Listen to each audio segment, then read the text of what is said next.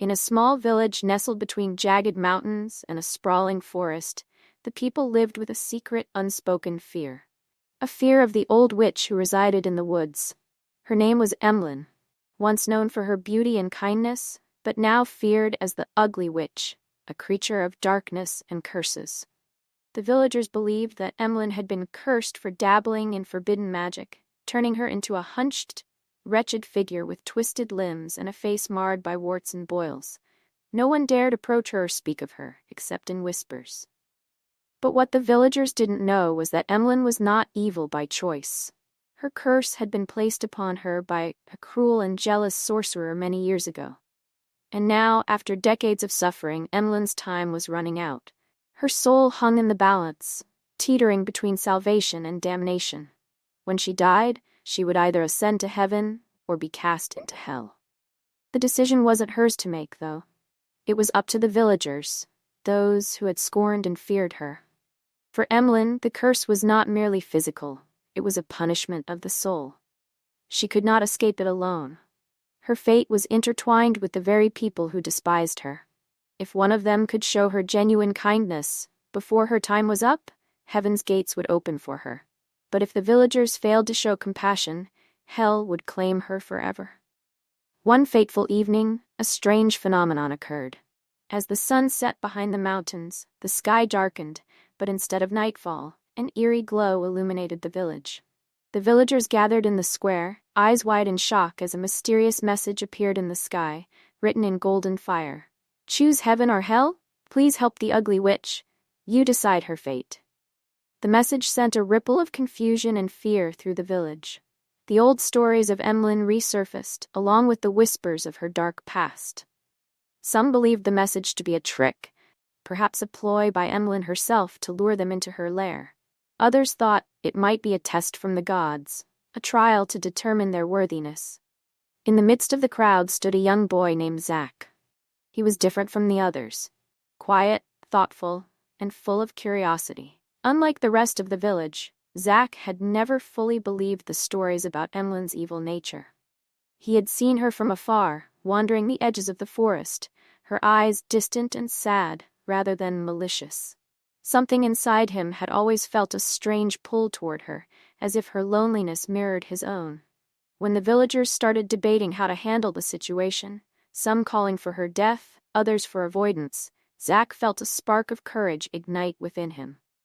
He couldn't let Emlyn's fate be sealed by fear and hatred. He had to know the truth. That night, as the village returned to their homes, Zach made a bold decision. He packed a small bag, took a lantern, and set off toward the dark woods where Emlyn lived.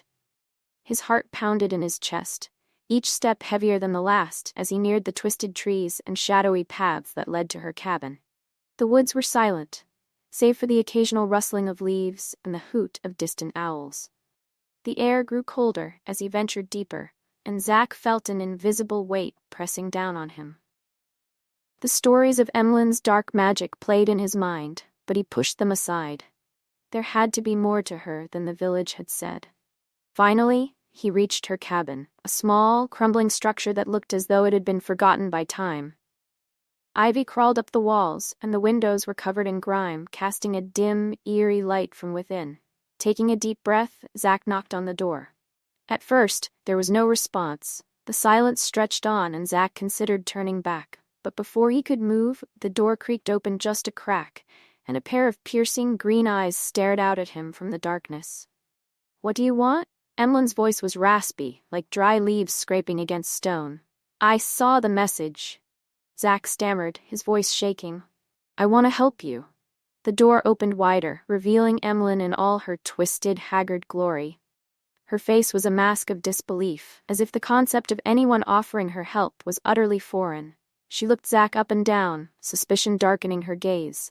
"Help me?" she croaked. "Do you even know what that means?" Zach swallowed hard, his throat dry.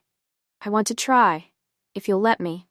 Emlyn studied him for a moment longer before stepping aside, allowing him to enter. The inside of the cabin was even more dilapidated than the outside, dusty, cluttered, and filled with strange objects. Shelves were lined with old books, jars of mysterious substances, and small trinkets that seemed to pulse with faint magic. As Zack looked around, Emlyn slumped into an old chair by the fire, her bony fingers clutching a tattered blanket. "You don't understand, boy," she said, her voice softer now, tinged with weariness. "This curse isn't something you can just undo with good intentions." Zack sat across from her, determined to listen. "Then tell me, how can I help?" For the first time, Emlyn seemed to relax, if only slightly. She leaned forward, her eyes reflecting the flickering flames. "I was once like you, young, hopeful, full of life, but envy and betrayal twisted that life into something dark. I was cursed by a powerful sorcerer, someone I once trusted. Now, I am bound to this form, and my soul, it is trapped. When I die, I will be claimed by hell unless someone like you, can show me kindness. But it's not as simple as that." Zack frowned. "Because kindness alone isn't enough. I have to believe it's real. I have to believe that you truly see me, not as a monster, but as a person." Zack's heart ached as he listened to her story. He could see the pain behind her twisted features, the loneliness that had consumed her. But as he sat there, trying to think of a way to help, a strange sensation washed over him. A deep, unsettling feeling, like something wasn't quite right. Before he could speak again, there was a loud knock at the door. Emlyn's eyes widened in fear, And she motioned for Zack to stay quiet. The door creaked open, and in stepped a tall, shadowy figure cloaked in darkness. His face was hidden, but his presence radiated power and malice. "So, Emlyn," the figure hissed, "you've found yourself a savior, have you?" Zack felt a chill run down his spine. The air in the room seemed to grow colder, and Emlyn's face paled. "No," she whispered, her voice trembling. "You're not supposed to be here." The figure stepped closer, his eyes glowing faintly beneath his hood. "I am here to ensure your fate, witch. You cannot escape it. This boy's kindness will not save you." Zack stood, his legs shaking, but his resolve firm. "Who are you?" he demanded. The figure turned toward him, his eyes narrowing. "I am the one who cursed her. I am the one who will see her dragged to hell."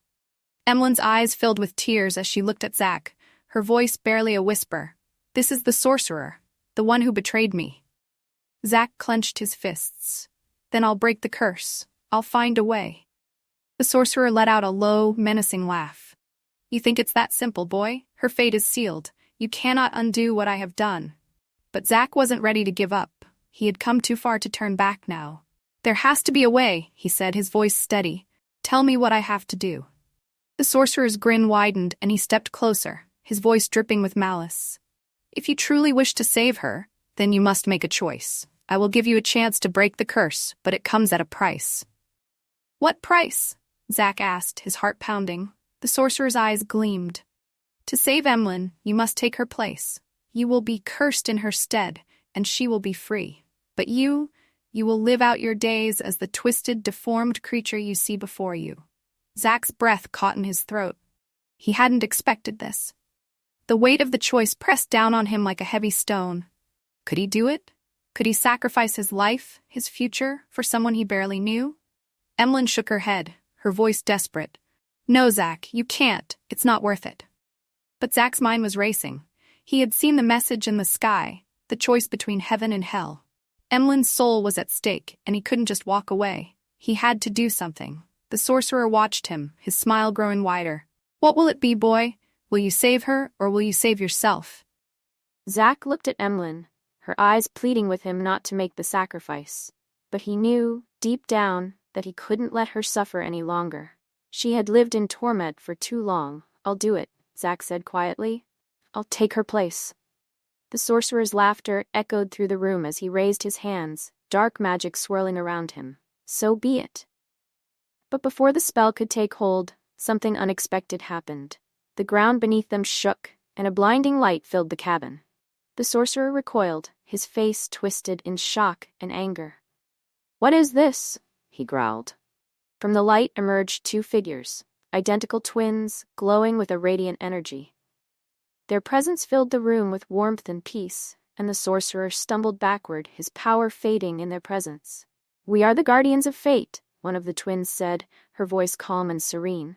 The other twin stepped forward, her eyes fixed on the sorcerer. "You have interfered with the balance, sorcerer. This boy's sacrifice was never meant to be part of the plan."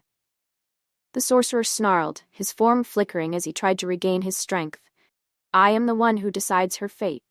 The twins shook their heads in unison. No, the choice was always hers. Emlyn, her eyes wide with disbelief, looked at the twins. What do you mean? One of the twins smiled softly. Your curse was never about the villagers' kindness. It was about your own forgiveness. You had to forgive yourself. Emlyn's breath caught in her throat as the weight of their words sank in.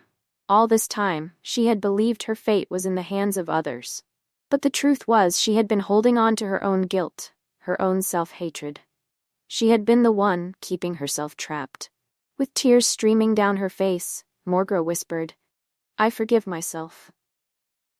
The light around the twins intensified, and the sorcerer let out a final, furious scream as he was consumed by the light, his form dissolving into nothingness. The cabin grew quiet once more, and Emlyn, now free of her curse, stood tall and radiant, her beauty restored. Zack watched in awe as the twins nodded at him, their task complete. You have done well, Zack, one of the twins said. Your heart is pure. As the twins vanished into the light, Emlyn turned to Zack, her eyes filled with gratitude. Thank you, she whispered. You've given me more than you know. Zack smiled, his heart light. He had come to help a stranger. But in the end, he had gained something far more valuable, hope. And as they left the cabin together, the village would never be the same again.